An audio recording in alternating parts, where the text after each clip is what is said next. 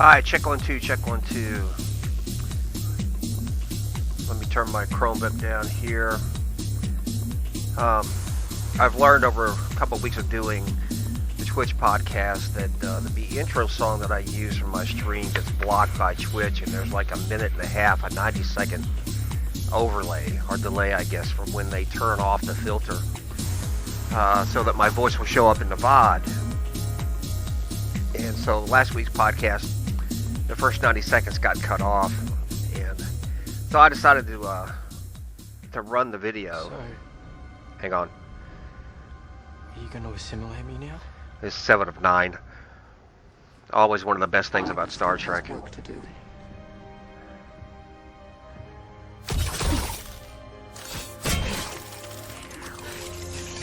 As you can see in the title is Wednesday's Child is Full of Woe. I have a number of things to talk about here, and I hope you guys will stick around because there will be Warhammer play after this is over.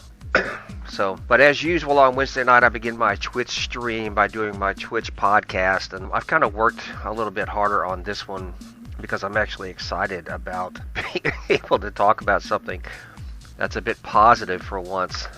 The last number of Twitch podcasts, the last 2 weeks, well, the first Star Trek one I did was mostly positive. Last week I did Discovery, which is an abomination. Before that I did G4 TV, the MCU, stuff like that. But tonight I'm going to talk about television. And let me pull up, there we go. We'll start right here with a black screen, because I have some accompanying video to go with my dialogue here. Alright, so tonight's podcast, Wednesday's Child is Full of Woe. And I'm going to be talking about a lot of different television shows, some, in much more detail than others. But anyway, in order to qualify as what some may define as a good television show, I believe that show must achieve at least 4 out of the following 5 criteria. First, it must be entertaining. Now that would seem self-obvious, right?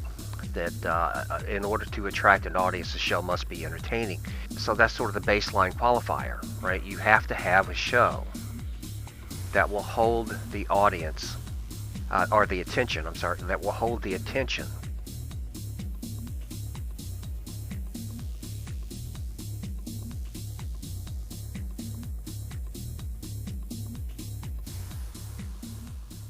Sorry. A few shows that are worth mentioning and are worth watching are Cursed. I have a scene from that later. Shadow and Bone, Warrior Nun, Love, Death, and Robots, and of course the Umbrella Academy. Now, as I said, each of these will be expanded upon to some degree as we proceed. However, to begin the discussion and introduce what I consider to be the newest pearl in the pigsty. That's a good phrase, isn't it? Pearl in the pigsty. I want to start by revisiting an old friend. Now, this scene that's showing here in a moment is from the Umbrella Academy Season 3.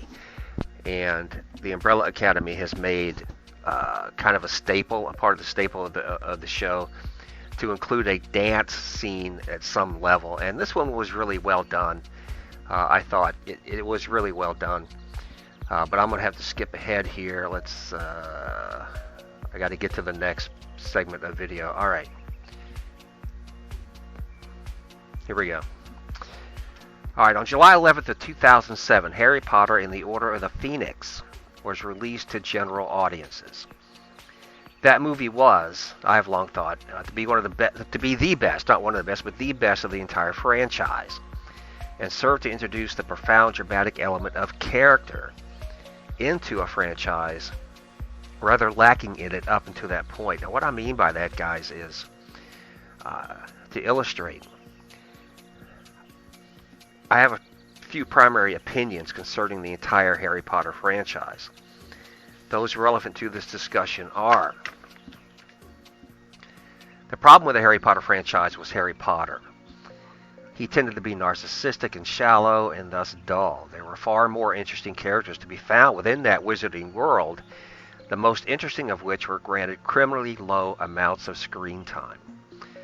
Most prominent of those being Nymphadora Tonks, Bellatrix Lestrange, and Luna Lovegood. As a character, because of him always being center stage, Harry Potter eventually fell into that dark void of viewer apathy. And I felt this in particular by the time of the final few movies, to some degree, viewers no longer cared what happened to Harry Potter. I got to that point in watching the movies that I got to a point where I no longer cared what happened to him. And his story thus became tedious and predictable. Okay. And also, because of that, the potential for maintaining an effective and engaging story also began to suffer. In the world of episodic literature and entertainment, unrealized potential can, and often does, result in bitter fans and series termination. And I point specifically to Season 8 of Game of Thrones. For those of you who followed Game of Thrones and watched all the seasons, you know how bitterly disappointing Season 8 was. Okay. In the world of Harry Potter, the film Order of the Phoenix was, again, in my opinion, the best of the series. One explanation to account for this proclamation was the introduction within that film of a character whom, for every conceivable reason one could articulate, fit perfectly within the fantastical confines of the Harry Potter universe. She manifested and exemplified the very essence of the Harry Potter world, perfectly reflected in a well-crafted persona, well-cast, and well-portrayed. Now, I'm talking about one of my personal favorites, of course. And again, I have to skip up here a moment because I am talking about Luna Lovegood. All right, now think about it for a moment. And I'm building up to the main topic by making a comparison here. I'm going to draw a comparison between the character of Luna Lovegood and the characters that are in the show Wednesday, which I will get to in just a couple of moments. But every episodic drama made for film or television needs at least one character that is so well crafted in order to be successful. The Harry Potter franchise had 3 of these. And I'm going to take this down for a minute. I need to show exactly who I'm talking about. Let me pause that. I got to find the right images. Here we go. All right. Nymphadora Tonks. And I got to turn Hacker Vision off here for a moment. In the Harry Potter world, Tonks I thought was criminally underrepresented. She was a very dynamic and engaging character, but she had precious little screen time. The same is true with Bellatrix Lestrange, right? Bellatrix Lestrange was one of those characters that you just, in watching all the Harry Potter movies, it was one you just wanted to see more of. Now, I'm going to tie this into Wednesday here, the show Wednesday in a moment, so just bear with me. But again, the third one, and at least the one that got the most amount of screen time, besides Harry Potter and, Ralph Weasley and Miss Know-It-All, Lisa Simpson, was Luna Lovegood. Luna Lovegood here, I thought, was just the essence of the whole Harry Potter franchise. She, as a character, not only was always my favorite, but she was my favorite for good reasons, because everything that the Harry Potter world was supposed to represent was all wrapped up in this one character, and it all just sort of radiated as she exemplified the whole world of the Harry Potter world that had been created. She just sort of naturally fit. It was the most natural expression. That's a good word. It was the most natural expression of the Harry Potter world. Anytime Luna Lovegood came on the screen. Now, this is another scene. Sorry, this was from Harry Potter and the Half-Blood Prince, and now you're actually seeing through the eyes of Luna Lovegood. So the Harry Potter franchise had 3 characters that you would call ancillary characters that actually made the franchise better. Wednesday has 2 of these. Now, Wednesday, for those of you who haven't seen it, if you have not seen it, know first that I'm not going to spoil the show, right? I'm not going to tell you how it ends or blah, blah, blah. This is a scene. This is actually the very first scene of the series. This is what gets her sent to Nevermore Academy when she gets expelled from Nancy Reagan High School here for putting piranha in the pool. But anyway, Wednesday premiered on Netflix on November 23rd, and that is 2022 for you alien archaeologists who dig up and watch my video 10,000 years from now. And of course, thanks for watching anyway. However, as you all know, the title character is based on the impish little scamp first appearing in the 1960s television show, The Addams Family. Now I want to show this real quick. Alright, now this is from the original Addams Family show. And this is Gomez Addams. Like a musical hammer. Turn that down. This is Gomez Addams as he appeared in the 1960s show. There's Uncle Fester. And in just a second here, Morticia will walk in.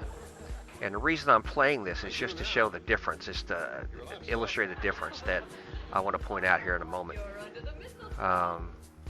But this is the cast, the primary cast, how they appeared on the Addams Family back in the 1960s. And I think, yeah, there she is. Okay. So there's Wednesday Addams. Let me stop right there. There's Wednesday Addams as she appeared in the first season of the 1964 Addams Family show. Okay, so of course she has been upgraded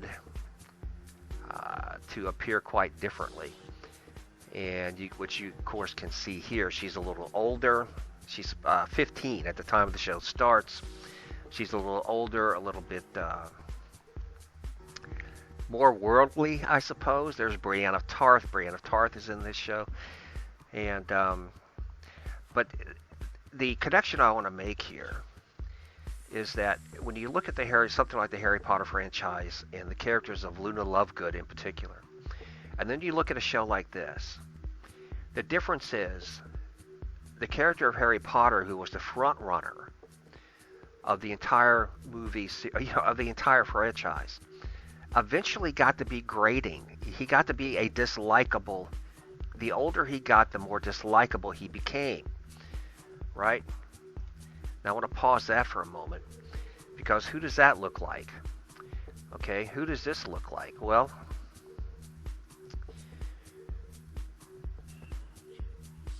I gotta remember what I did with it now. Wednesday. She looks like Luna Lovegood, right? I can bring it up here. There. The two characters are almost identical. In many ways, I should say. In many ways. Bear with me while I set this up. Okay. In many ways, the two are almost identical. And this is Enid on the left. Enid is in the Wednesday show, and she turns out to be, she becomes good friends with Wednesday Addams over the course of the show.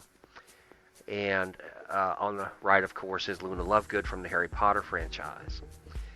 And I always thought, and Tracy and I, my wife, we talked about it from time to time. I remember having a discussion with her we were talking about the Harry Potter movies. And I was talking to her about how Luna Lovegood, I thought, was just, the best character that was actually in the films. Well, apparently I'm not the only one who feels this way. The writers of Wednesday patterned Enid, the girl on the left, Enid, what's her name, Fairchild or something like that. But they patterned her after Luna Lovegood. And if you watch the show, you'll see that in the mannerisms, the way Enid moves, the way she bounces around, just like Luna Lovegood did. The sort of, it's almost, her character was almost dizzy. What's the word I'm trying to? There's a word I'm trying to come up with. She was simplistically brilliant, right? Simplistically brilliant. She would say things that Luna Lovegood would say things sometimes in a movie that didn't make much sense until you thought about them, and then they made perfect sense. And Enid is the same way. It's really something the way that they pulled the character out of the Harry Potter franchise and put her in here. So what's the point? Well, the point is that when I talked a few minutes ago about the fact that a good episodic television show needs characters that the audience, the viewer, can care about, can identify with, can have sympathy for. Wednesday has two. It has the title character, Wednesday, which most people love, and it also has Enid. The rest of them are sort of your standard, generic, run-of-the-mill, kind of supporting cast, a supporting cast that any show needs. Now I'll come back to the downfall of that in just a moment, or the I guess the shortcomings, in a moment. But I think it's when you talk about Wednesday, as a television show, one of the first things the writers did was attempt to create characters that would not fit in the plot and be relatable, be likable. Even though Wednesday Addams here rarely ever smiles. But then and she did on I went back and watched a few episodes of the old Addams Family, and Wednesday wasn't quite this in the original series, the ones I watched on YouTube. Wednesday Addams wasn't quite this sardonic. She wasn't quite this dark.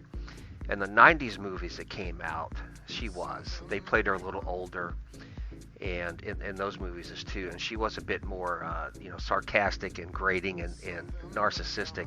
And here she sort of embraces all of that, but she still comes across as likable. Now here you go. Here again are the two of them, Wednesday and Enid, and they're about to have a boat race, right? And both are such, I suppose, even if the one thing to remember here, guys, and anybody who's listening, anybody who sees this, is that, these are teenagers, right? These are teenagers, young teenagers that are being represented on the screen. Okay, I'm not a teenager anymore, but I was a teenager once. I remember what it was like. I remember how it felt. I remember all the trials and tribulations, quote, of being a teenager and what I looked for at that time of my life in characters, and this was it. Okay? And even watching this show now, there's Brianna Tarth again. Even watching this show now, this particular scene right here, I thought was just incredibly well done. And I could see myself. This is the point of great television, right? This is the point of great television. I want to pause this just for a moment. All right, let me get back to the point that I want here, because I want to pause this for a moment. And at least Brianna Tarth, you could see her face in this one. When she was in the Star Wars movies, they made a big deal of the fact that she was cast in the Star Wars movies, but you never saw her. She was always wearing that stupid mask. All right, this right here. All right, man. Okay, so she's playing her cello while the fire burns, right? Come on. There, okay. Now, when I saw this, when I watched this on the screen, I could see myself doing this when I was 16 years old. This is something I would have done when I was 16 years old. Is when, everybody else is running and screaming. I would just sit there and, play my guitar or whatever to make fun of it, because you have to approach a moment like this with the proper perspective. Wednesday knows one thing in context of the show: the fire here is contained, and she knows that because she ordered it to be that way. I'm not going to explain how it happens, because, like I said, I don't want to spoil the whole show, but this is, I identified with this moment because this is what I would have done when I was that age. And not even that age, when I was older. I understood moments like this. I remember a particular moment in the Middle East where, well, never mind. Okay. This is the downside of Wednesday as a show. I do have some things with that I kind of disagreed with. One-Legged Chicken is rating with a party of 18. Oh my goodness. Thank you, One-Legged Chicken. Welcome in, guys. I'm doing once again. I'm doing my Wednesday night podcast. Let me type in real quick.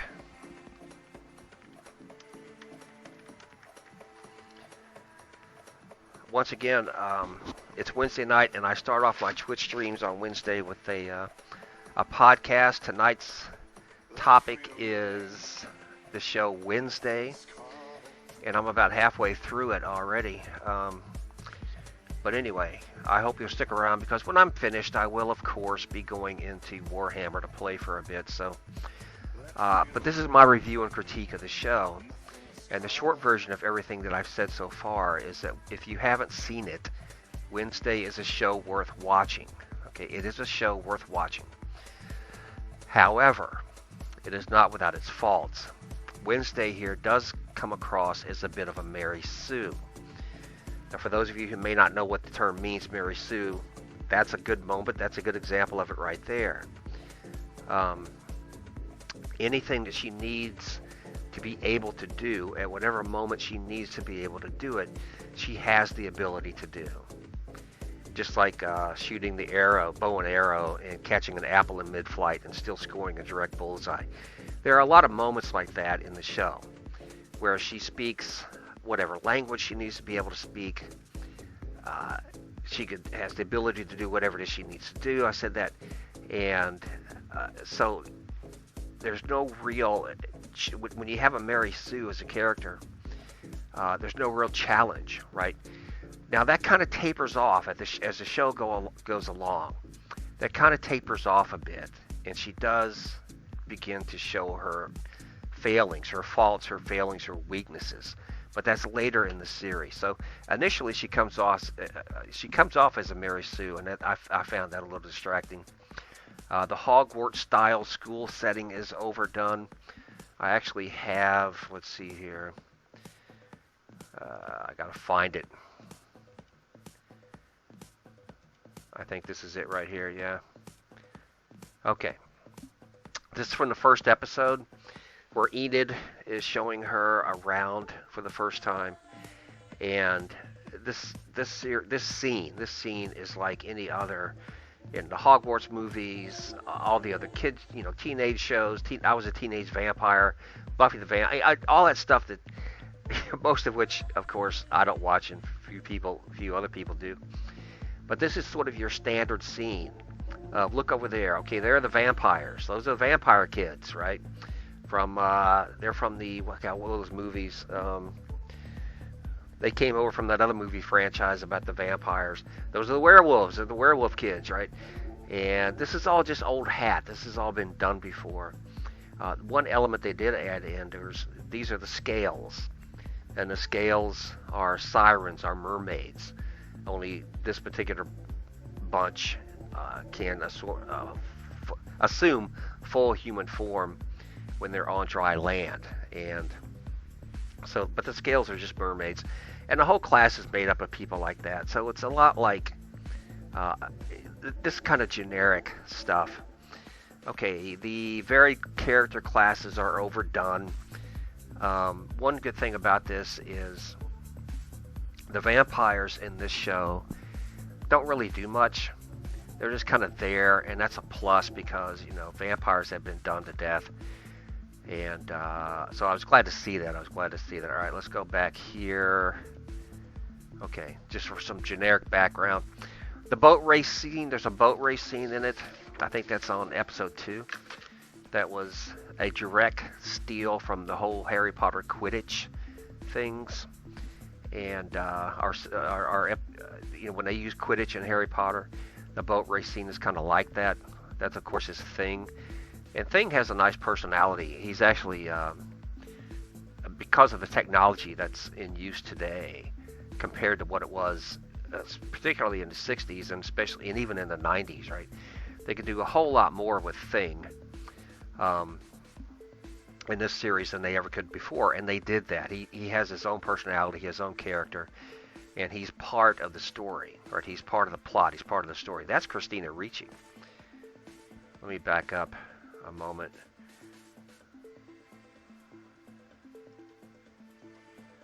Well, I skipped it. It went by so fast. Let me see if I can find it here. This was a pretty good scene, especially if you know fencing. And there she is. Okay. That's Christina Ricci, who played Wednesday Addams in the 90s movies, The Addams Family 1 and 2, I think it was. She's all grown up now, and they put her in this show as one of the school teachers. I thought that was a nice touch. The whole vampire question, I thought was just way out of place because they're in daylight. What do they eat? Who are they eating? You know, how do they? And she actually makes the comment that One-Legged Chicken says Wednesday's show I liked. It is a good show. It is a good show. That's one of the reasons I was impressed by it. I really was. Which is why I'm talking about it tonight. But and the same, you know, but it was kind of a trope. That's the word I was looking for. Talking about the werewolves and the vampires being in here. You know, it's such an overused trope that I thought it was distracting or detrimental to the overall show. Okay, Gomez, let's see, I had a scene. Gosh, now none of this is numbered, so I just kind of have to look. But if you've seen this, Gomez is nothing like he was in the previous movies. I think I have the Fedora Talks official trailer. Okay. I think it's here. They have a shot of Gomez. And in this show, Gomez comes across, especially in the first episode, as more of a kind of a toady, as opposed to the suave, debonair, flashy kind of character that he was. There he is, right there. Okay. This particular actor, at the moment I don't remember his name, but to me he doesn't look anything like the Gomez Addams that was established in the 60s television show, which again, for the record, I watched on YouTube, but some of them just to get a background. But he also doesn't look like the actor who played him in the 90s movies. He just doesn't have that same sort of charm about him, right? That the other actors did. Pugsley is a wimp. I mean, Pugsley in this show comes across as an absolute wimp. He's written that way. I'm not sure why, because he's still in Addams, right? He's still in Addams, and all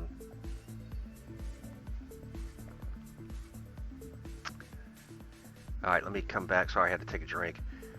Let me go back to my video. Just let this run while I'm talking. The basic story, again, this is my non-spoiler review, right? I'm not going to give away the ending or stuff like that, but the basic story is at times predictable. They make an effort, they really do. They make an effort to mask what's really going on. That's another one of the positive aspects of the show. Is there are moments that are predictable. There are moments where things happen and you think, okay, you know, oh God, whoever saw that coming? Oh my God. But there are other moments where you can tell that the writers really were making a concerted effort to hide what was truly going on. And they had moments in here where if you were really paying attention, you could figure it out as you watched. And that is an amazing thing. You know, it's amazing when writers try to put that level of attention, that level of detail and nuance into a show. Most shows anymore don't have that. This one did. Okay, what happens in the last episode, and again, I'm not going to spoil it, all right? But what happens in the last episode, if you paid real close attention all the way along, you could have figured it out and you would know who was who and why.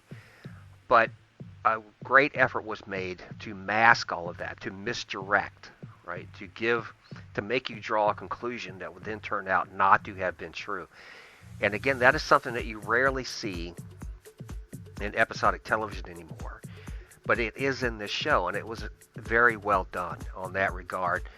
It maintains an entertaining pace and delivers dramatic effect. It's paced very well. There are no dead spots. I don't remember watching a single moment of a single episode of this show and thinking, okay, get on with it, right? It's just not here. The show is paced incredibly well, and it keeps you engaged. This was the only exception to that. Maybe the boat race scene I thought was a little gratuitous, but even that was kind of interesting. It has a good basic story. It's delivered and produced well. That's another thing. Tim Burton was involved in this, so of course the production values are going to be better, I guess is a good word. The production values couldn't help but be better. And Brianna Tarth here, man, let me back up. Just look at this for a moment. Let me point this. I got to get her back up on the screen, because this is something else that you don't often see on a television show anymore. This is known of as acting. Okay?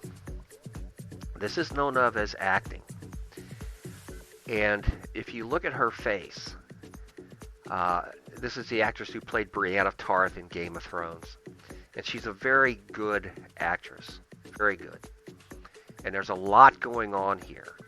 And if you watch the show, anytime she smiles like this, anytime the character smiles like this as you're watching the show, you know something bad is going to happen. You can just feel it, right? And this is called acting, and this is very well done. All right. Uncle Fester. Well, maybe not. All right, I don't know if I have anything on Uncle Fester in here. Oh, there he is. There he is, right? And Uncle Fester was very well played again. He shows up for like one episode. I think he's only in one episode or two at most. And but he kind of steals the scenery. That old phrase that they use about chewing the scenery. I mean, Uncle Fester and Thing here put together, they kind of just steal the whole show. It's really something. So that was Uncle Fester was very well acted, and was a really good addition. And Enid and Wednesday.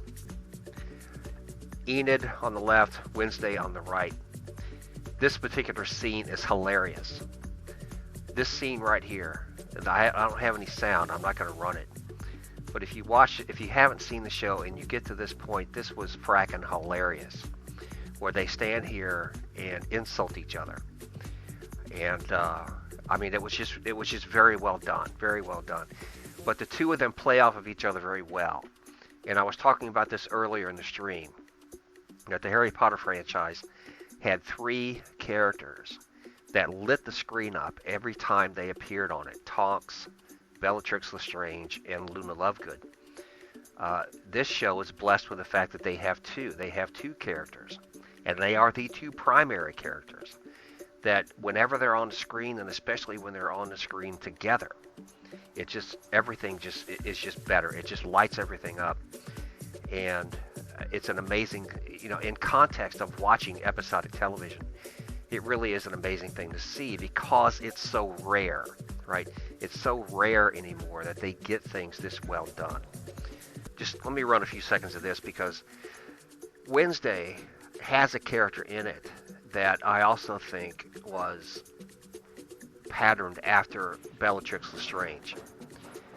And again, I'm not trying to spoil the show, so I'm not going to say which one, but there is a character in the show, Wednesday, that was patterned. I could just kind of tell, and they don't really come right out, and they don't make it obvious, right? They don't make it obvious, but I think so. It's well done. It's well done, because Bellatrix Lestrange, again, was one of those characters from Harry Potter that everybody wanted to see more of, and she was underutilized, and The same was true with Tonks. Tonks here. Look at this. Okay, first, What are you doing? she's a Rescue babe, You, of course. right? I mean, let me back that up. At first, Tonks is a babe, an absolute babe. But again, look at that face. You know, there are 5 other people in the shot, but she just lights up the whole room, and she was underutilized. That's not true in Wednesday, in the show Wednesday. They use the characters that they have to the best advantage. And all right, now I was looking for this. Okay, now this is from Cursed, and again, I mentioned this earlier in the stream that there are some other shows that have come on Netflix. 'Cause I'm restricting myself to Netflix shows, right? And but this is from Cursed, and so far there's only been 1 season of Cursed. But this is the end. This was from the final episode, and if you haven't seen it, you know, if you plan on watching it, this doesn't really give much away. It doesn't show how this is not the resolution of the whole show. This is just like an end credit scene, basically. It was the end credit scene, in fact. But this is one of the characters that was in the show who was always sort of fighting against the main protagonist, and she shows up at the end to join the Wicked Order of Mask-Covered Assassins. Now, that's not really what they're called, but that's basically what they did. They were mask-covered assassins for the church, and she aspired to be one, and she becomes one. And that was the setup. This is a setup, of course, for season 2, in that she would still be around, but now she would have not only her own goals, I guess, her own goals and ambitions, but now she would be officially sanctioned. She would be officially sanctioned by the church to go out and kill the non-believers and all that stuff. And this was just, Curse was, again, is just one of those shows that's worth watching if you haven't seen it. Another one was Warrior Nun. I mentioned this earlier in the stream. Warrior Nun is, the basic story of it was taken from an old comic series entitled The Magdalena. And if you're familiar with the Magdalena was a warrior for the Holy Roman Empire, not the Roman Empire, sorry, the Catholic Church, the Roman Catholic Church, right, of the Vatican and all that. And they were sort of the secret enforcement arm of the Catholic Church, and the Magdalena had special powers, and she could pass judgment on people and decide whether or not they should live or die and all that. That's the basic story of the Warrior Nun. And it's got 2 seasons out, and there's some really good stuff in it. If you haven't watched the Warrior Nun, again, that's on my list of suggestions. The next one is Shadow and Bone. Shadow and Bone is more science fiction than fantasy, but it's very well done. And the pacing is sometimes off on it, but all in all, it's a good show, and it pits worlds against each other. I'm trying to think. It's nothing near the kind of world building that you got in Game of Thrones, but because it's a completely different sort of environment that they're in. But it is worth, again, Shadow and Bone. I won't spend too much time on it, but it is worth watching if you haven't seen it. Okay. And then I think I have one more. Oh, wait, 2 more. This is Love, Death, and Robots. This is a scene from Love, Death, and Robots, and I think this was the best one that Love, Death, and Robots ever did. This is called Jabaro, but the entire series of Love, Death, and Robots is incredible. I mean, it's good. You know, it is, again, if you're going to watch television, if you're going to spend some time watching television, Love, Death, and Robots is well worth your time, right? And again, in my opinion, this particular episode, this segment, which is called Jabaro, this was the best one that in 2 seasons that they've put out. this was the best one of all. It's just, when you watch the whole thing, it's just amazing. All right. And then finally, of course, The Umbrella Academy. The Umbrella Academy, I rank Wednesday as a show. I kind of rank Wednesday right up there with The Umbrella Academy, because I suppose it's a question of money, but as to how much they want to pay a particular writer or a group of writers to work on a show. That has to be part of it. But Wednesday, The Warrior Nun, Cursed, and the Umbrella Academy, of course, had a good group of writers who promoted the message a little bit. I'm gonna end on that in a moment, but it's just so well done. It's so well crafted and produced that after you finish watching something like The Umbrella Academy or something like Wednesday, you don't feel like, again, in context of watching television, right? You don't feel like you've wasted your time in a pointless endeavor. Now, there are some who would say that that's the entire television experience, right? It's all of it is a wasted time, a pointless waste of time. Okay, there's an argument to be made for that, but every now and then you got to sit down and and watch something. So,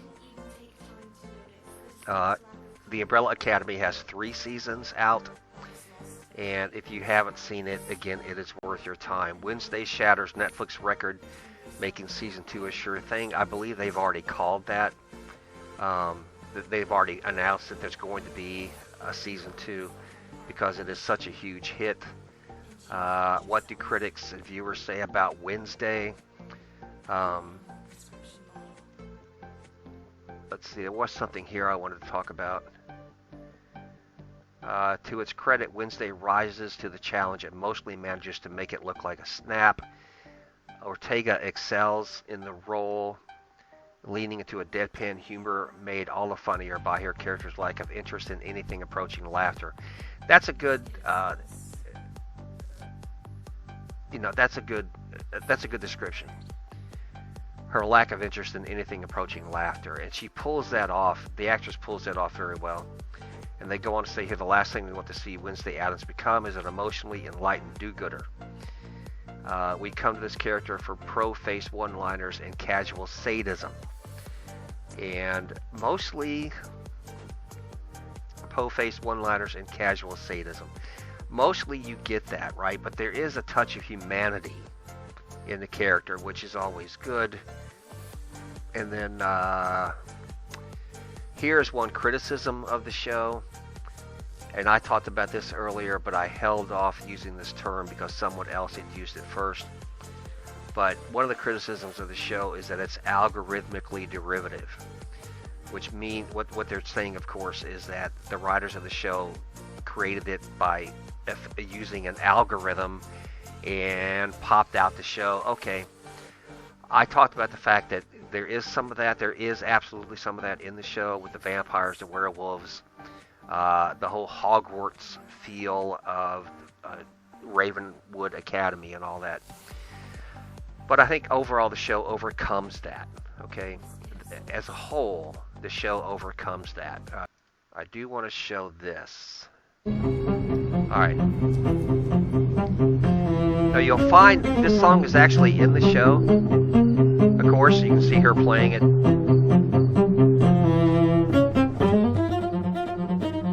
Turn it down a little bit. And this is her version of the Rolling Stones' Paint It Black. And I may have that too loud still. Okay, but this is her version of the Rolling Stones song Paint It Black. And I thought it was just very well done.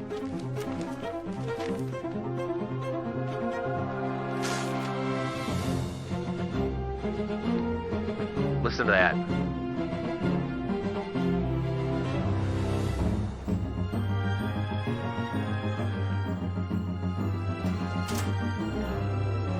Okay, now I'm playing this for a reason. I'm playing this because this little bit of video here is just illustrative or exemplifies the underlying thought that went into the show and the underlying brilliance of it. Is they take a song like Painted Black from the Rolling Stones and crank out this.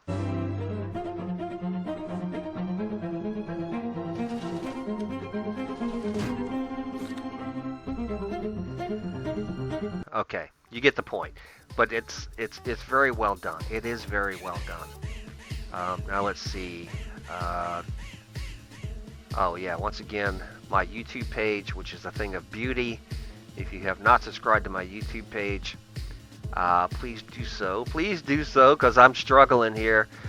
But please do so, just because I put out a lot of content. Most of it is Warhammer related, although not all, especially since I've gotten into doing these podcasts. What else do I have here? Oh, sorry, I don't need that one. That was the background music. This is actually one of my videos of 4 hours and 10 minutes of just music. And that I actually was able to put this one up on YouTube. Interesting image that we happen to pause on, I suppose. But okay, what have I missed anything? Oh yeah, there was one last thing I wanted to talk about. One last thing before I go into game. Now this is on YouTube, so I'm not spoiling anything. This is actually on YouTube. I'm going in game in just a few minutes, guys. But one more thing. I talked about the sort of the last week on my podcast, Star Trek Discovery, I talked at length about the social justice messaging of that show and how most people, the vast majority of people who want to watch something on television, who want to go see a movie, want to just be able to go and watch it without being lectured to, without being told that they're racist or they're colonizers, which happens in Black Panther: Wakanda Forever. It happened in the first Black Panther movie. People don't want to go see something or sit down and watch something on TV and be beat up the side of the head with the fact that their very existence is somehow an abomination and it's your fault because you're this, that, or the other thing, right? People don't want to hear that shit. And Hollywood is learning that lesson. They're learning that lesson now with their insistence on couching everything in those terms and having an audience pay money to sit down to see a movie or watch something on television. And like Star Trek Discovery, it's all about how men are all idiots and men are all misogynist and men all have to be controlled and men are all useless. And I mean, I like I said, I talked about that in great detail last week. Okay, there's a little bit of that in the Umbrella Academy. There was more in season 2 than there was in season 1 and 3. Season 3 of the Umbrella Academy, they had a transgender issue in it, but they didn't make a big deal about it. Right? They didn't make a big deal about it in the Umbrella Academy season 3. It was kind of just, oh, look, here it is. Okay, all right, well, let's just keep moving. And that's how it all came across. It was like, what's her name? Ellen Page is now Elliot Page. I'm a guy now. And, okay, and everybody says, okay, all right, well, let's keep going. And that's how it, okay, you put it in those terms and it's fine. Right? You play it up that way and it's fine. There's a little bit of that in Wednesday with the whole Pilgrim white colonizer bit and stealing everything from Native Americans and murderers and whitewashing of history. There's a little bit of all that, whitewashing of history. There's a little bit of that, but it kind of comes and goes so quick that you can get by it. I think in the grand scheme of things, those who are putting out content like this have finally started to realize that, okay, we're spending X amount of money to produce this. And we're doing it because we want to make that money back with interest. We want to make more money.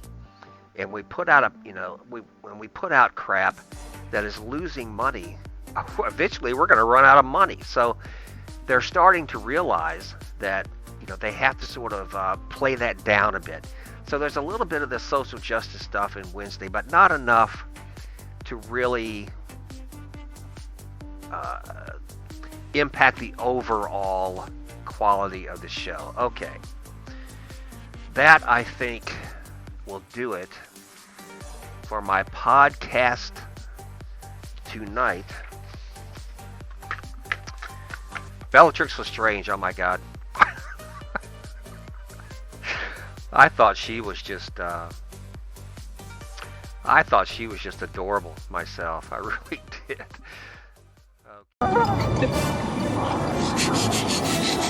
If you growl at it hard enough, it'll go away. Right. Yeah, I try that on people. Really? Works every time.